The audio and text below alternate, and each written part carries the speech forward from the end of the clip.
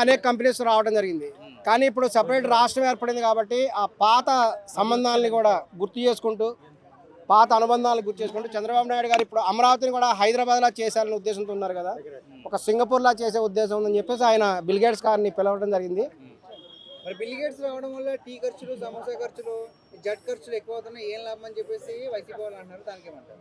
అవునండి. వైసీపీ వాళ్ళు చెప్పడం ఏందంటే, ఇప్పుడున్నటువంటి అమరావతి భవిష్యత్తులో ఉండదని వాళ్ళ అభిప్రాయం. ఎందుకంటే 30,000 మాగాణి పొలాన్ని కూడా ఇప్పుడు కొత్తగా కూడా వాళ్ళు సేకరిస్తున్నారు. అదంతా చేయడం వల్ల భవిష్యత్తులో చాలా ఇబ్బందులు ఎదురవుతాయి. రాజధాని అనేటువంటి దానికి ఇన్ని వేల ఎకరాల మాగాణి పొలం వాడితే భవిష్యత్తులో ఇబ్బందులు తప్పవు అనేది వాళ్ళ ఉద్దేశము. అందుకనే వాళ్ళు బిల్ గేట్స్ గారు వచ్చేసి మళ్ళీ ఏం పెడతారు అని చెప్పేసి వాళ్ళు టెన్షన్ పడుతున్నారు. అది కూడా మీ ఉద్దేశం కూడా అదేనా? వాస్తవానికి చాలామంది ఉద్దేశం అదే. చాలామంది ఉద్దేశం ఏంటంటే, మీరు రాజధాని కట్టుకోండి, ఎక్కడైనా కట్టుకోండి, మాగాణి పొలంలో కట్టొద్దు అనేది ఎవరు. ఒకవేళ కడతామనుకుందాం, అందులో పండేటువంటి వడ్లని ఎవరు రీప్లేస్ చేస్తారు? లోకేష్ నాయుడు గారు రీప్లేస్ చేస్తారా? అది మీరు రీప్లేస్ చేస్తారా? చెప్పండి, ఆన్సర్ చెప్పండి. మరి మాగాణి పొలంలో బంగారం లాగా వడ్లు పండుతాయి. మరి ఆ రైస్ అంతా ఎవడు రెస్పాన్సిబుల్ వహిస్తారు దానికి అనేది ఆన్సర్ చెప్పాలి. మరి రాష్ట్రానికి రాజధాని కావాలి కదా, అది మిడిల్లో ఉంటే బెటర్ కదా అని ఆ ప్లేస్ని చూస్ చేసుకున్నారు. మరి దానికి ఏమంటారు? రాజధాని ఆల్రెడీ హైదరాబాద్లో అలా చేశారు.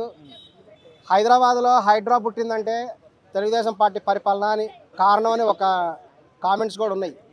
ఎందుకంటే హైదరాబాద్లో కూడా మొత్తము సరస్సులు ఉండేవి చాలా. ఒక చెరువు చుట్టూ కొంత భూమి, కొన్ని ఎకరాల భూమి ఉండేది.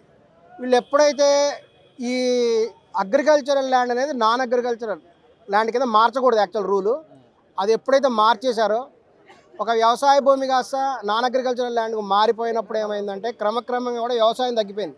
హైదరాబాద్లో ఒకప్పుడు తోటలు ఉండేవి, ద్రాక్ష తోటలు ఉండేవి. ఇప్పుడు ఎక్కడ ద్రాక్ష తోటలు కనిపించట్లేదు. ఇదొక బిజినెస్ లాగా అయిపోయింది. ఎందుకంటే వ్యవసాయం అనేది చాలా నష్టం కాబట్టి మనం హ్యాపీగా కూడా రియల్ ఎస్టేట్ చేసేసుకుంటే మొత్తము వ్యవసాయ భూముల్లో బిల్డింగులు కట్టుకుంటూ వచ్చారు హైదరాబాద్లో. ఈరోజు హైదరాబాద్ పరిస్థితి ఏమైందంటే, చెరువులు అనేవి దేనికి ఉపయోగపడతాయి అంటే కేవలం వాకింగ్ ఉపయోగపడతాయి. కొన్ని చెరువులు ఏంటంటే కనీసం కూడా నీళ్లు కూడా పనికిరావు, అట్లా తయారైపోయింది పరిస్థితి. సో ఇది పరిస్థితి ఉంది. ఇప్పుడు ఇదే పరిస్థితి కూడా ఆంధ్రప్రదేశ్లో వస్తుందేమో అని చాలామంది భయపడుతున్నారు. అందువల్ల ఏంటంటే మరలా ఏం జరగబోతుందో, ఏం కడతారో, ఎన్ని మళ్ళీ మాగాణి భూములను ఆక్యుపై చేస్తారో అదే ప్రభుత్వం తీసుకొని మళ్ళీ అక్కడ కన్స్ట్రక్షన్ చేపడతారు, ఎంతమందికి ఎన్ని నష్టం జరుగుతుందనే ఉద్దేశంతో ప్రతిపక్షాలు అనేవి సహజంగానే వ్యతిరేకిస్తున్నాయి. మరి బిల్ గేట్స్ గారు ఇప్పుడు వచ్చింది దేనికంటే, ఆయన ఒక సమాజ సేవ దాంట్లో ఉన్నాడు. బిల్ గేట్స్ ఫౌండేషన్ ద్వారా ఆయన కొన్ని సేవ చేద్దాం అనుకుంటున్నాడు. ఆ ప్రాజెక్టు కింద రావడం జరిగింది.